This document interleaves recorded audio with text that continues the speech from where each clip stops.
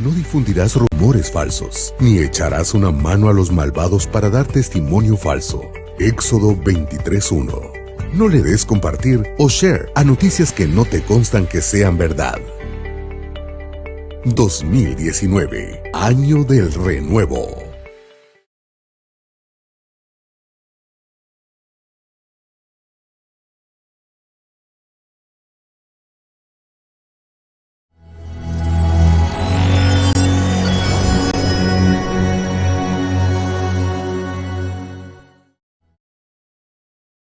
Que esa palabra, Señor, lleva mucho fruto delante de ti en algún día. Ponemos esta noche en tus manos, doy rienda y control, Señor, de este momento. En el nombre de Jesús, gracias, Señor. Amén y amén. José Carlos, ¿podrías venir? Vamos a empezar con esta cita de Jeremías 2, del 1 al 5.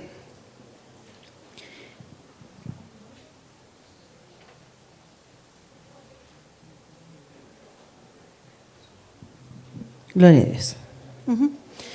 Entonces aquí dice, en Jeremías 2 del 1 al 5, vamos a leer un poquito de versículos. Quiero retomar el tema que estaba compartiendo con ustedes el día domingo en la mañana. ¿Quién se recuerda cómo se llamaba? El renuevo del amor. Entonces, en esa oportunidad yo les estuve comentando acerca de la Sulamita. Y cómo la Sulamita, en algún punto, pues ella dejó de sentir por el rey, en este caso figura de Dios, figura de nuestro Señor Jesucristo, porque ella era la esposa del rey, dejó de sentir lo que ella sentía al principio y se empezó a acomodar en el amor que tenía hacia Dios. Y cómo uno mira en los ejemplos desde el capítulo 1 que uno empieza a leer y cuando uno continúa leyendo en Cantares, cómo la actitud de ella fue distinta. Porque al principio ella le decía, oh, si me besaras, con los besos de tu boca. Y ella estaba en una forma demostrativa de amor pidiéndole a él acercamiento. Pero luego más adelante, creo que fue en el capítulo 5, y caminando un poco más en Cantares, él llega a buscarla. Y ella le dice, ay Dios, ya me acosté. Y la actitud de ella hacia él ya no es la misma. Y estuvimos hablando acerca de eso un poco. Ahora, ¿sí estuvieron aquí ustedes? ¿Sí se recuerdan? Estuvimos hablando de la actitud de ella, cómo nosotros los humanos a veces nos pasa eso en nuestra relación con Dios. Cómo al principio estamos dispuestos a dar la mía extra, cómo al principio en el primer amor que le dicen, ¿verdad? Está uno dispuesto a entregarse todo a Dios. Pero que conforme nosotros nos vamos acomodando, nos vamos acostumbrando, entonces ese amor mengua. Y hoy le quiero hablar, continuando en ese mismo pensamiento, en Jeremías 2, de los versos 1 al 5. Vino a mí palabra de Jehová diciendo, anda y clama a los oídos de Jerusalén, diciendo, así dice Jehová, me he acordado de ti, de la fidelidad de tu juventud, del amor de tu desposorio. Aquí nos está hablando Dios de una época, de un tiempo cuando nosotros empezamos. No importa si usted cuando aceptó a Cristo tenía 40, 50, 80 años.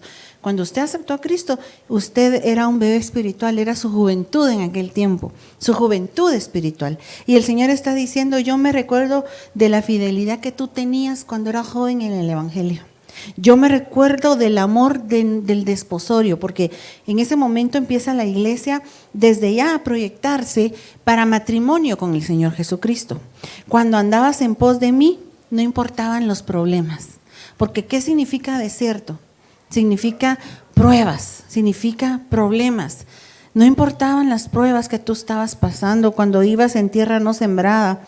Santo era Israel a Jehová, primicia de sus nuevos frutos. Vamos a ver si logro cambiar esto, José Carlos. No puedo. Empezamos. Ahí está. Pero mire lo que dice Dios. Todos los que le devoraban a Israel, es decir, a esa iglesia joven, a esa iglesia de estreno, todos los que le devoraban eran culpables. O sea, ellos estaban recién casados. La iglesia y su amada, el Señor y su amada, que es la iglesia, estaban recién casados. Y el Señor decía, ay de aquel que te quisiera tocar en aquel tiempo. Todos los que le devoraban eran culpables, mal venía sobre ellos, dice Jehová. Oíd la palabra de Jehová, casa de Jacob, y todas las familias de la casa de Israel. Así dijo Jehová, qué maldad hallaron en mí vuestros padres, que se alejaron de mí y se fueron tras la vanidad y se hicieron vanos. Entonces esta es una reflexión que Dios nos está tirando y nos está diciendo, ¿por qué cambió tu actitud hacia mí? ¿Por qué ya no nos llevamos igual? ¿Por qué ahora te cuesta tanto acercarte a mí? ¿Por qué ahora te niegas a escucharme? ¿Dónde quedó el amor del principio? Y fíjese usted que aquí que menciona el desierto, en estos versículos que leímos primero, y la mujer sulamita precisamente cuando ella cambia de parecer y dice, le voy a abrir la puerta, y se levanta. Y dice la Biblia que cuando ella agarra la manija de la puerta, en la Biblia le llaman pestillo. Cuando ella agarra la manija de la puerta, aquella manija estaba llena de mirra. Eso les explicaba el domingo, ¿se recuerda? Entonces, esa mirra para nosotros significa sufrimiento. O sea, el Señor se quiso acercar a ella, pero ella se dio el lujo de decirle al Señor, ay no. Como cuando el Señor toca tu corazón y te impulsa a orar y tú dices, ay, mañana oramos. Ay, mañana te busco, Señor. Mañana será otro día. Y entonces el Señor va a tener que dejar mirra en la puerta para que nosotros nos acordemos de Él. En el desierto, ahí sí me buscabas, dice el Señor en este verso. Cuando tenías necesidad, ahí sí ibas en pos de mí. Entonces muchas veces van a venir un tipo de pruebas a nuestras vidas para que nosotros nos recordemos de dónde Dios nos sacó. En el siguiente ejemplo que quiero poner, porque ya hablamos de la sulamita y ahí se terminaba el caso de ella, les quisiera hablar de Saúl. Saúl era un hombre del pueblo de Dios. Y Saúl, cuando supo que él iba a ser ungido como el rey de Israel, en 1 Samuel 9, 21 al 22, respondió, ¿no soy yo benjaminita, de las más pequeñas de las tribus de Israel? ¿Y no es mi familia la menos importante de todas las familias de la tribu de Benjamín? ¿Por qué pues me hablas de esta manera? Entonces vino Samuel, tomó a Saúl y a su criado, los llevó a la sala y les dio un lugar, a la cabecera de los invitados, que eran unos 30 hombres. Saúl era un hombre sencillo y consciente a este momento de su condición, cuando fue visitado por Samuel. La visitación de Samuel a la vida de Saúl en ese momento tipifica la visitación de Dios a nuestra vida. En ese momento él sabía, estaba posicionado, Señor, como cuando nosotros venimos a la iglesia y el Señor nos dice en una profecía, yo te amo, con amor eterno te he amado, y uno sabe que Dios le está hablando a uno y uno dice, a mí, ¿me amas tú, Señor? Pero yo no merezco este amor. Y el Señor constantemente nos está exhortando a que tomemos una posición en la que nosotros sepamos con certeza que Él nos ama. Pero al principio éramos más sencillos. Saúl siendo tan alto, porque dice la Biblia que de los hombros para arriba, él era más alto que cualquier otro hombre en Israel. Él era un hombre altísimo. Siendo tan alto, se sentía pequeño, porque sabía que venía de una de las tribus más pequeñas y sabía que su familia era una tribu pequeña dentro de las tribus más pequeñas, pero así hace el Señor. En lo poco es que Dios nos prueba para después darnos lo mucho. Y aquel hombre que se sentía poquita cosa, Dios lo levantó como rey. En el verso 2 de Primera de Samuel 9 dice: y tenía él un hijo que se llamaba Saúl, joven y hermoso entre los hijos de Israel. No había otro más hermoso que él. Él era guapo y alto, de hombros arriba, sobrepasaba a cualquiera del pueblo. Él no entendía aún en ese punto, aunque la Biblia lo describe así, por qué Dios se había fijado en él. Y así venimos nosotros.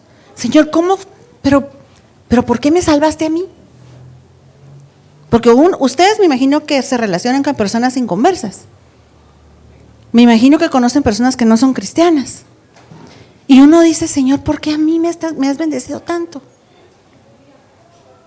¿Pero por qué? O sea, ¿qué pasó? ¿Qué hay en la preexistencia? ¿Cuál es el secreto? ¿Por qué tú me tienes tanto cariño, tanto amor? ¿Por qué respondes mis plegarias, mis oraciones? ¿Por qué me haces tantos milagros? Y así venimos al principio. Pero de pronto las cosas empiezan a cambiar en nosotros. Así como le pasó a este hombre. Y vino Dios y le dio una palabra puntual. Eran instrucciones acerca de ir a cierto lugar y de conquistar ese lugar y no dejar vivo nada. Pero cuando el profeta Samuel se da cuenta, él no había seguido las órdenes precisas de Dios. Dios tenía una razón por la que él estaba ordenando que arrasaran con el pueblo que él había conquistado. Pero, ¿qué es ese balido de ovejas que yo escucho?, le dijo Samuel cuando venían de regreso, y ese ruido de animales. Es que yo preservé lo mejor del ganado para que le hagamos holocausto al Señor. Esa no fue la orden que Dios te dio. El Señor, la orden que te dio es que mataras hasta los niños de pecho. Pero él traía gente de regreso con él, traía a los reyes que habían apresado. ¿Por qué tomó él esa decisión? Porque a veces nosotros nos volvemos humanistas y humanamente quizás a él le dio lástima. ¡Hala, miren ese buey, qué bonito! Mejor no lo llevamos entre el botín. Pero históricamente se dice que aquel pueblo cometía bestialismo. Y que lo que pasaba era que habían ensuciado su génesis, su genética. Por eso Dios quería arrasar con ese pueblo. Cuando Dios nos da una orden, Él tiene una razón por la cual nos la está dando. Desechaste la palabra de Dios. ¿Cuál es el cargo que se le imputó a Saúl? Desechar la palabra de Dios. Nosotros tenemos que ser con la palabra de Dios como cuando empezamos a ser cristianos, que todo nos maravillaba, que todo lo que oíamos nos lo comíamos con todo nuestro corazón, que cuando leíamos la palabra nos maravillábamos, pero con el tiempo nos creemos que sabemos mucho y que ya podemos decidir qué es lo que vamos a creer y qué es lo que no vamos a creer, aunque eso está bien, porque la Biblia dice: escúchalo todo, desecha lo bueno y quédate con lo bueno y desecha lo malo. Pero al principio como éramos como niños, cuando íbamos a las Escrituras, cuando escuchábamos la palabra. Y tenemos que tener cuidado, porque a este varón Samuel le dijo: Jehová ha rasgado hoy de ti el reino de Israel y lo ha dado a un prójimo tuyo mejor que tú. Además, el que es la gloria de Israel no mentirá ni se arrepentirá, porque no es hombre para que se arrepienta. Y le dijo, él reconoció en ese momento y dijo: he pecado, pero te ruego que me honres delante de los ancianos de mi pueblo y delante de Israel, y vuelvas conmigo para que adore a Jehová tu Dios. ¿En dónde estaba ahí la importancia de lo que Dios opinaba de él? ¿Tenía Saúl en este momento valor a lo que Dios pensaba de él? ¿O estaba él interesado más en el halago del pueblo? Porque cuando a él lo coronaron, él fue halagado por el pueblo y Saúl se acostumbró al mucho halago. Aquel insignificante benjaminita que estaba acostumbrado a no tener nada, a este punto de la historia de la Biblia, estaba acostumbrado a la fama. Estaba acostumbrado al reconocimiento. Y muchas veces dentro de las congregaciones nosotros vamos a ir para arriba y vamos a ir recibiendo reconocimiento porque Dios pone una gloria, porque Dios pone un llamado. Y tenemos que tener cuidado de no enamorarnos del llamado, de no enamorarnos de la posición en donde Dios nos tiene trabajando. Quizás tú coordinando algún departamento, quizás tú ya eres diaconisa, diácono, anciano. Uno de pastor tiene que tener cuidado de que no le pase lo que le pasó a este Saúl. No se daba cuenta que Dios mismo ya lo había desechado. Y era como si dijera, ay, no importa, la cosa es que la gente me siga aceptando. Vamos, le dice, yo si sabes qué, lo que sea, es que Dios ya te rasgó el reino, sí, lo que sea, pero honrame delante de la gente, por favor. Y entonces no le importó que la opinión de Dios con tal de él sostener su posición. Y cuando nosotros caemos en ese punto tenemos que tener mucho cuidado. Porque entonces estamos en pecado, cuando ya nos importa más lo que la gente piense de nosotros que lo que Dios piensa de nosotros. ¿Y cómo comenzó esto? Cuando él desechó la palabra de Dios.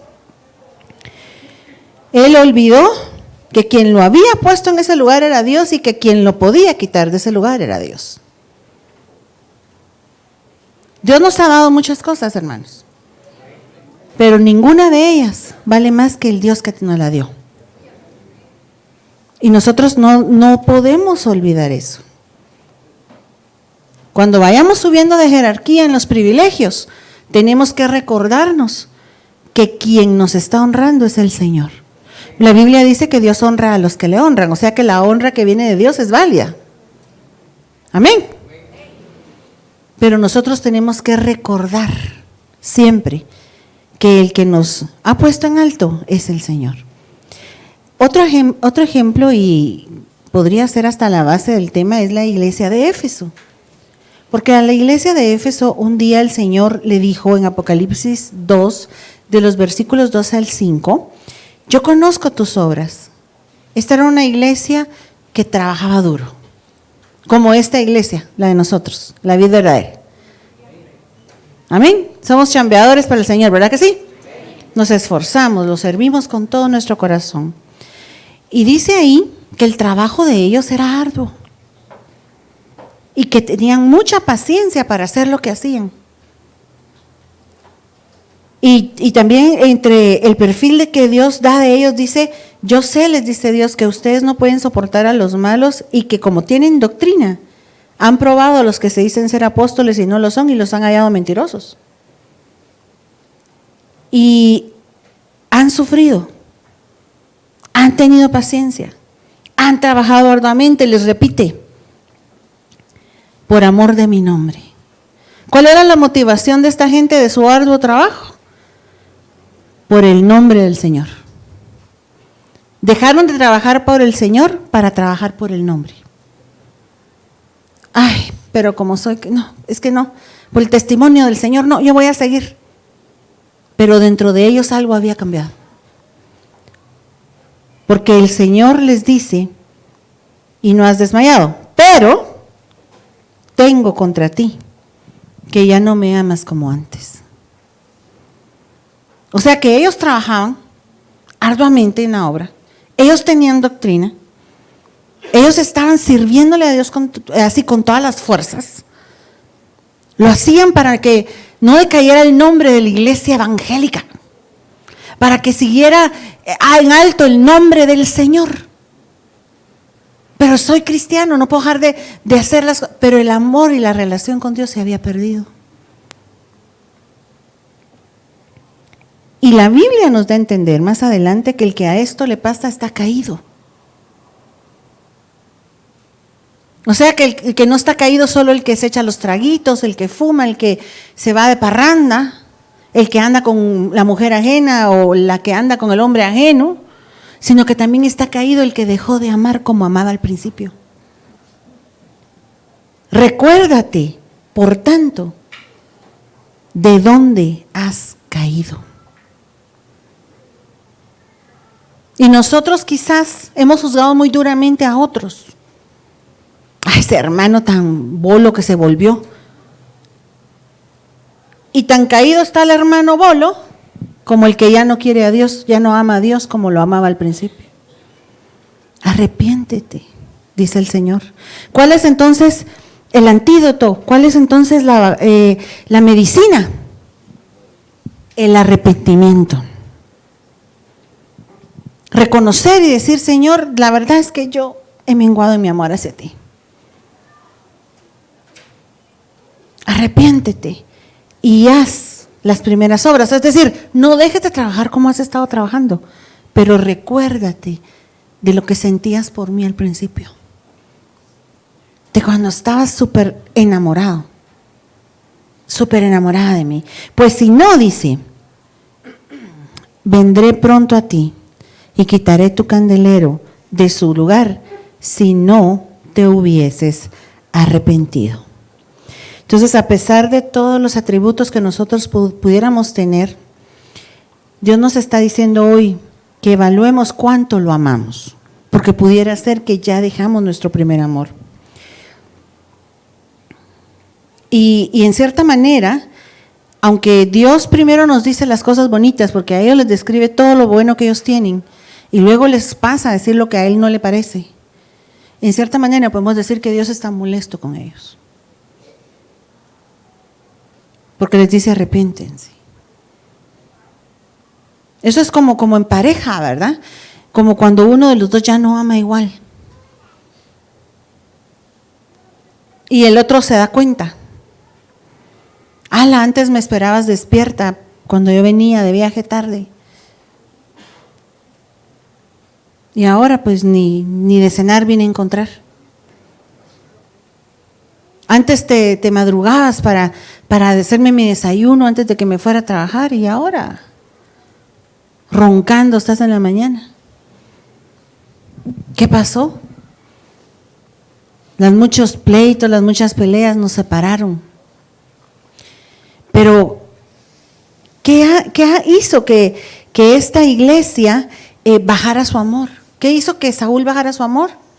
Que tuvo un poco la palabra. Y a esta iglesia, que no supo balancear entre su trabajo y el amor que le tenía que guardar a Dios. Porque ellos trabajaban demasiado. Su trabajo para Dios era muy arduo. Y recuérdese que en la Biblia está Marta y María. ¿Se recuerda? Que el Señor llegaba a discipular a la casa de Marta y de María. ¿Y qué hacía Marta? Dice la Biblia que ella se iba para la cocina a servir. Y María se sentaba y le decía, Señor, ¿qué rema nos vas a contar hoy? Entonces Marta estaba, dice la Biblia, afanada y turbada. Marta, Marta, porque ella se fue a quejar con el Señor. Señor, ¿no te da pena regañando al Señor? ¿No te da pena que María no me ayude a voltear los frijoles y a calentar las tortillas del discipulado? Y el Señor le dijo, Marta, Marta, afanada estás y turbada, molesta, estás molesta. Pero María, le dijo, escogió la mejor parte, la cual no le será quitada. Nosotros tenemos que tener un balance entre recibir y dar. Al Señor tu Dios adorarás y a Él solo servirás. Ahí están las dos facetas. Nuestro acercamiento a Dios en la adoración y el servicio. Pero primero se adora, porque en la Biblia el orden sí tiene una importancia. Al Señor tu Dios adorarás es primero y a Él solo servirás. Yo voy a poder servir, así como servía esta iglesia de Éfeso, arduamente cuando yo haya recibido antes. Eso también implica el recibir mi relación con Dios, mi acercamiento a Él, en oración, en adoración, en búsqueda de la palabra. Y entonces después tendré que dar, porque como le dijo Pedro, aquel hombre que estaba pidiendo limosna, de lo que tengo te doy, pero ¿qué le vamos a dar a la gente si no hemos recibido nada? Para poder dar en el servicio, antes tenemos que estar llenos de Dios. El solo dar y dar y dar desgasta la relación entre nosotros y Dios. Tenemos que tener una relación de acercamiento, una intimidad con Él. Desgasta cualquier relación, porque en una relación donde solo una de las dos partes da, ese matrimonio se va a desgastar de esa parte. Pero nuestro Señor es el mismo ayer, hoy y por los siglos. En Él, dice la Biblia, no hay mudanza ni sombra de variación. Y yo creo que por eso es que nosotros nos aprovechamos un poquito de esta relación que tenemos con Él. Porque como Él no cambia, nos sigue bendiciendo todas las mañanas, nos sigue dando salud, nos sigue proveyendo, nos sobreabunda, nos extiende su mano, nos cuida, nos protege de accidentes, de peligros. Y nosotros no podemos apoyarnos en eso para descuidar la relación que deberíamos de tener con el Señor. Si hemos perdido el primer amor es porque nos volvimos complejos, hermanos. Porque pensamos demasiado las cosas. Y nuestra condición de necesitados es la llave para regresar a ese punto en donde nosotros vamos a encontrarnos con Él otra vez.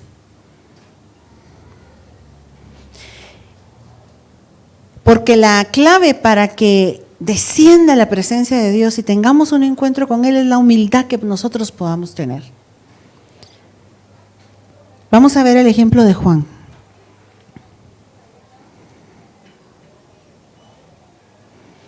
Lucas 1:41, estoy hablando de Juan el Bautista. Y aconteció que cuando oyó Elizabeth la salutación de María, la criatura saltó en su vientre y Elizabeth fue llena del Espíritu Santo.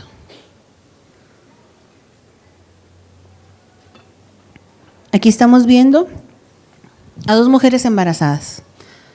María, que portaba a nuestro Señor en el vientre, y Elizabeth, que también estaba en estado de gestación de Juan el Bautista. Y desde ese momento hay un reconocimiento de Juan, de nuestro Señor. Más adelante está Juan bautizando en Juan 1:29-30. El siguiente día vio Juan a Jesús que venía a él y le dijo: he aquí el Cordero de Dios que quita el pecado del mundo. Este es aquel de quien yo dije: después de mí viene un varón, el cual es antes de mí, porque era primero que yo. Note cómo desde el vientre, desde sus inicios, Juan reconoce quién es el Cordero de Dios y cómo lo declara en esta cita. Y de él fue que dijo que no era digno de desatar sus correas o de atar sus correas, postrándose en el piso. Pero cuando el Señor viene y aparece en escena, el papel de Juan terminó. ¿Cuál era el papel que Dios le había dado a Juan? Preparar el camino del Señor. Una vez preparado el camino del Señor y una vez que el Señor se volvió la estrella, Juan dejó de serlo. Porque Juan tenía renombre en Israel. Las multitudes salían a donde él estaba a bautizarse. Y Juan no supo manejar eso dentro de él. No entendió que había llegado a su final el servicio que él estaba dando al Señor. Quizás en ese momento el servicio iba a cambiar a otra forma de servicio, pero Juan no le dio esa oportunidad. Porque entonces viene en Mateo 11, de los versos 2 al 6, donde Juan en la cárcel, ya él estaba en la cárcel, ya el Señor Jesucristo tenía sus propios discípulos. Los hechos de Cristo, dice, y al oír Juan en la cárcel los hechos de Cristo, le envió 2 de sus discípulos para preguntarle. Frenemos aquí un momento, ¿por qué todavía tenía discípulos Juan? si el mero ya estaba sobre la tierra y ya tenía sus propios discípulos? ¿No tendría que haber sido lo correcto que él les dijera, miren, de él es el que yo les estaba hablando todo este tiempo y yo pienso que todos nos deberíamos de sentar a oír su cátedra? Pero él seguía discipulando. Él no conoció sus tiempos. Yo he conocido gente así aquí, que se les pide un departamento, que tienen un diaconado y se le dice, hermana, te agradezco, mira, en el nombre de Jesús, pero ahora vamos a poner a tal persona en ese puesto, y esas personas no saben manejar esa parte. Y quizás solo era una prueba, solo era un examen que Dios les estaba pasando para ver qué había en su corazón, porque a veces llegamos a amar más el estrellato que a Dios. A veces llegamos a amar más el privilegio que nos dio el Señor que al Señor que dio el privilegio. Y nosotros debemos saber que donde Dios nos ponga a trabajar, ahí vamos a ser útiles a la obra de Él. Y no vamos a permitir que el enemigo nos quite lo que Él nos ha dado. Y entonces empiezan las dudas. Aquel que desde el vientre había dado testimonio de que Él era el Cordero de Dios y que cuando lo bautizó lo dijo en voz alta, le manda a preguntar, ¿al final eras tú el que había de venir o esperamos otro? Y Jesús le dijo, bueno, vayan y háganle saber a Juan las cosas que oyen, miren, cómo los ciegos ven, los cojos andan, los leprosos son limpiados, los sordos oyen, mi testimonio. Bienaventurado, le dijo el Señor, el que no hay tropiezo en mí. Cuando Dios decide darle nuestro lugar a alguien más, cuando Dios decide tomar Él el lugar que nos ha dado, nuestro corazón está siendo examinado. Y nosotros deberíamos de pasar esa prueba. Por eso, mire, cuando esas cosas pasen, no tome partido. Porque ha pasado. Ya no va a ser la fulana la encargada de tal departamento, ya no, fíjate, dicen los pastores que ahora va a ser tal persona. Ay, qué barbaridad, ¿qué pasaría? Y tal vez la otra, la fulana, anda herida, ¿va? Porque ya no es la estrella de ese departamento. O el fulano podría ser también, ¿verdad? Pero de esos no hay aquí. Aquí yo miro que de esos no hay. ¿Verdad que no? Tenemos que aprender. Póngase en el papel de las pastoras, por ejemplo. No en el mío. Primero Dios, no, ¿ah? Pero cuando fallece el pastor,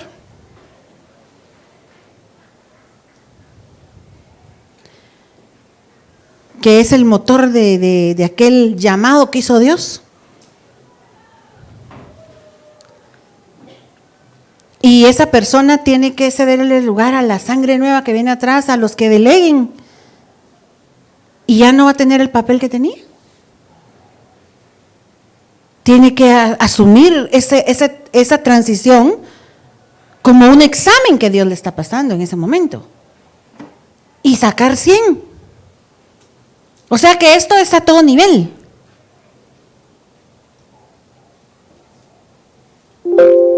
Y tenemos que saber. Amén. Te podría pasar a ti y me podría pasar a mí. Tenemos que saber que nosotros somos vasos útiles en las manos de Dios, dispuestos para toda buena obra, y que Dios nos va a usar donde Él quiere. Y cuando Él diga, este vaso lo voy a dejar aquí guardado un rato, ¿cuál es el problema, pues? Por eso hemos sido enseñados que cuando cambia el año entreguemos nuestros privilegios. Quizás no al pastor, ¿me entiende? No decirle, mire pastor, aquí le devuelvo mi privilegio, no, sino a Dios. Y decirle, Señor, todo el año te serví, me voy a inventar, discipulando, mira, pero aquí está mi privilegio, espero haberlo hecho con honor y que tú me lo retornes este año que viene. Nuestro apóstol hace eso. Todos los años, cuando va a hacer la proclama, le entrega su privilegio al Señor y le dice, Señor, solo si tú quieres, dámelo. Qué atrevimiento, ¿ah? Pero ¿a quién le servimos? ¿A nosotros mismos o a Dios?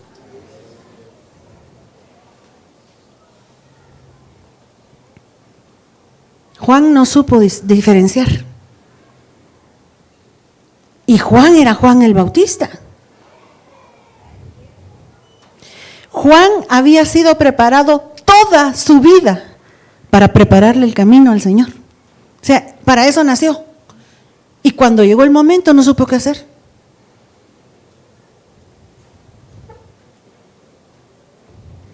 Tenemos que llevar nuestro interior hoy delante de Dios y decirle: Señor, yo quiero ser lo que tú quieres que yo sea. No más, no menos.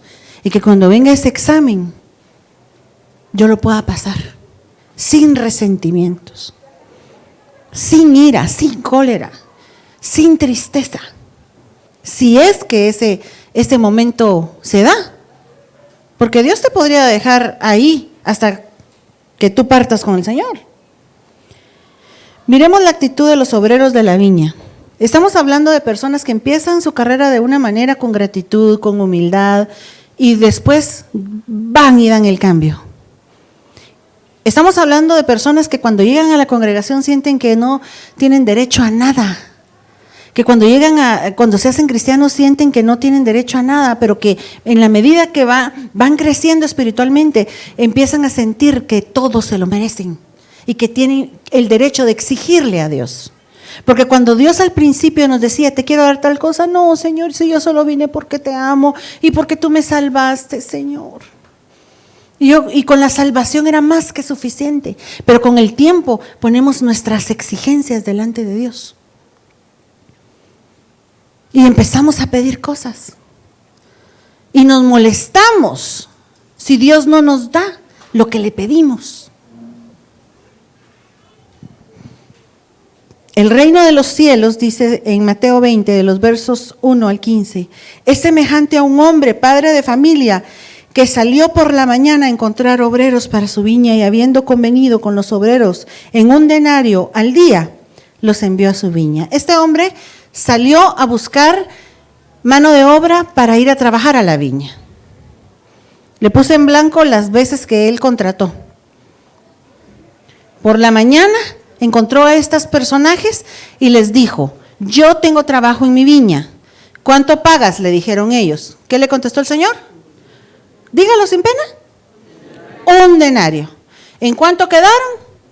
En 1 denario. Y saliendo cerca de la hora tercera del día, vio a otros que estaban en la plaza desocupados. Y les dijo: ¿por qué no van ustedes también a trabajar a mi viña? Y les voy a dar lo que sea justo. Ahí ya no se habló de cantidades. Y ellos también fueron.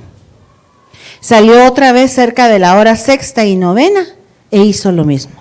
Es decir, que ahí iba 4 veces contratando él. ¿Todos estamos de acuerdo en lo mismo? Por la mañana, hora tercera, hora sexta y hora novena, él fue y contrató. Ahora, ¿qué es la viña en la Biblia? La iglesia. Y aquel hombre, semejante a un padre de familia, es figura de nuestro Padre Celestial. Y esto nos habla de las personas que se van agregando a la congregación. Es decir, ¿cuántos años tienes tú de servirle a Dios?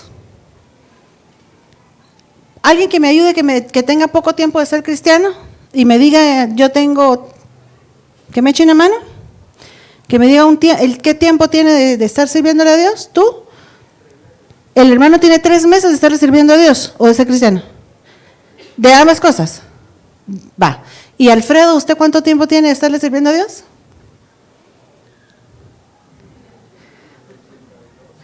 Del 82 para acá, ¿cuánto sería? Él 3 meses y él 37 años. ¿Así es?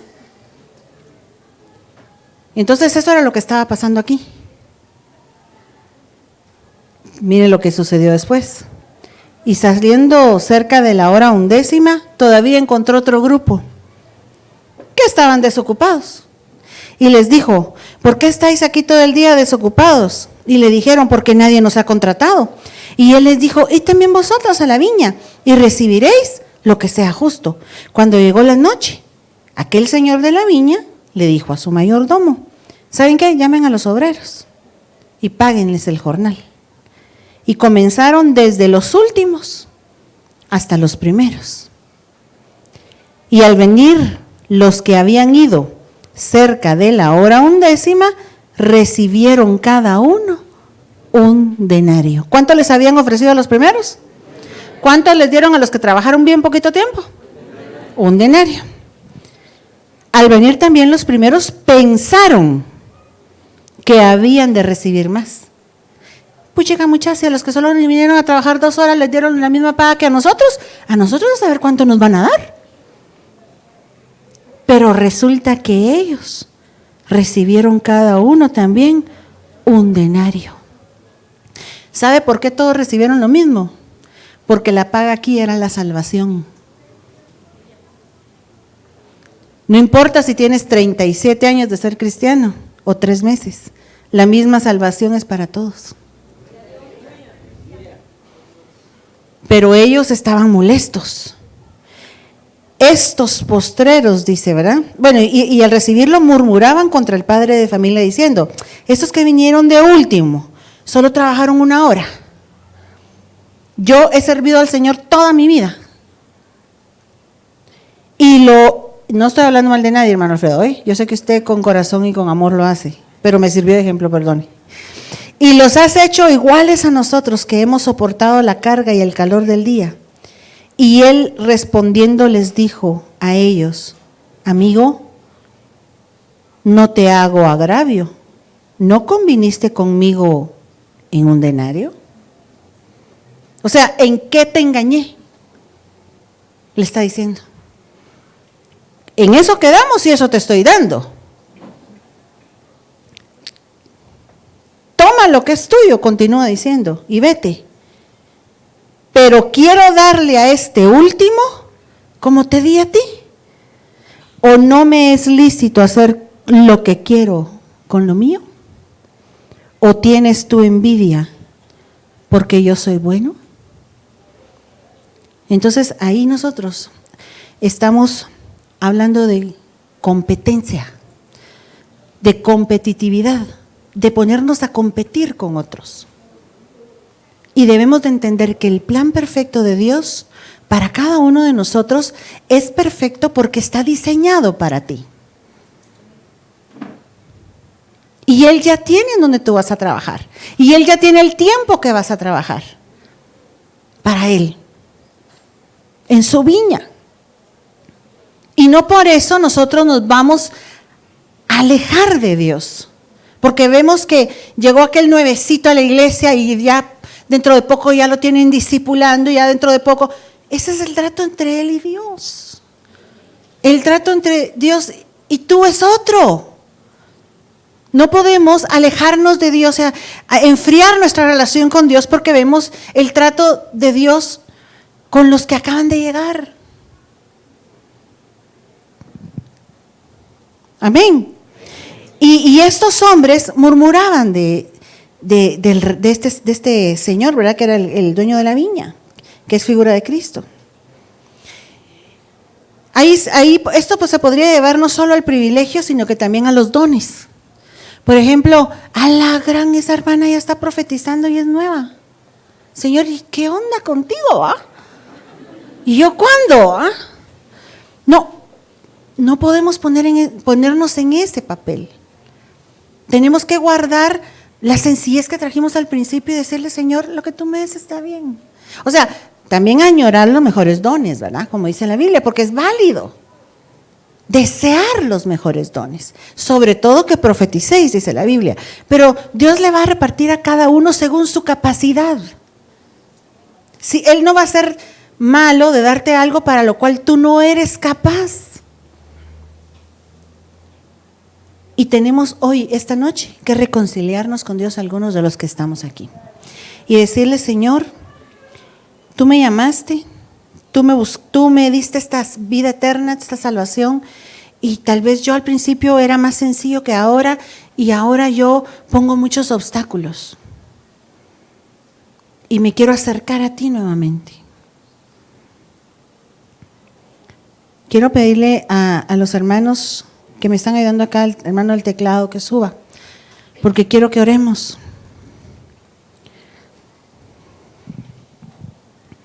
El Señor nos llamó un día y nos dio vida eterna. Y yo creo que eso es más que suficiente para estar agradecidos y para buscar a Dios con todo nuestro corazón. Aquella sulamita de la que yo le hablé el domingo y que retomé hoy un poco el tema, el ejemplo de ella era que ella había sido obrera, ella había trabajado en el campo, y de ahí la llevaron al palacio del rey. Y ya estando en el palacio del rey, no quiso atender el llamado del rey. Y creo que la raíz de todo radica en que dejamos de ser agradecidos. La raíz de todo radica en que se nos olvida de dónde nos sacó el Señor, que íbamos para condenación eterna, pero que ya no. El Señor está aquí esta noche y Él nos dice: acercaos a mí, que yo me acercaré a vosotros. Nadie está tan cerca de Dios que no se pueda acercar más a Dios. Porque alguien podría estar diciendo: bueno, yo no me siento en la condición de los ejemplos del tema, pero déjame decirte que Dios es eterno y es infinito. Y nadie está tan cerca de Él que no se pueda acercar un poco más. Esta es noche de acercarnos al Señor. Los que quieran esa administración, hoy sí hay espacio acá, pueden pasar acá enfrente. Si tú descuidaste tu oración, si tú descuidaste la adoración, si sentías que Dios antes te hablaba más de lo que ahora te habla, este es el momento de aprovechar y decirle: Señor, ¿dónde está lo que yo tenía contigo? Y sabiendo que no eres tú el que cambia, porque en ti no